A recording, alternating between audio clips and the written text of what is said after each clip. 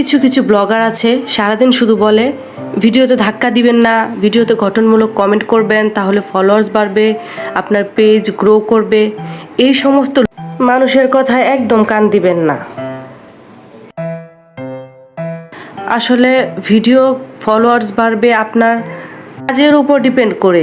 আপনি কেমন কাজ করতেছেন, আপনি কেমন ভিডিও দিতেছেন, কেমন এডিটিং করতেছেন, কেমন থাম্বনেল দিতেছেন, সেগুলোর উপর ডিপেন্ড করে হচ্ছে আপনার ফলোয়ার্স বাড়বে, আপনার এনগেজমেন্ট বাড়বে। তো একজন এসে একটা বললে সেটাই যে সত্যি হয়ে যাবে বিষয়টা তা না। আমারও নতুন পেজ, আমি মাত্র 1 মাসও হয়নি আমি পেজ খুলছি, আমার ফলোয়ার্সও খুবই কম। আমি এখনও পর্যন্ত এদের কথা শুনে কারো ভিডিওতে কমেন্ট করা, কারো ভিডিওতে গিয়ে টাইম স্পেন্ড করা, এগুলো আমি একদম করি না।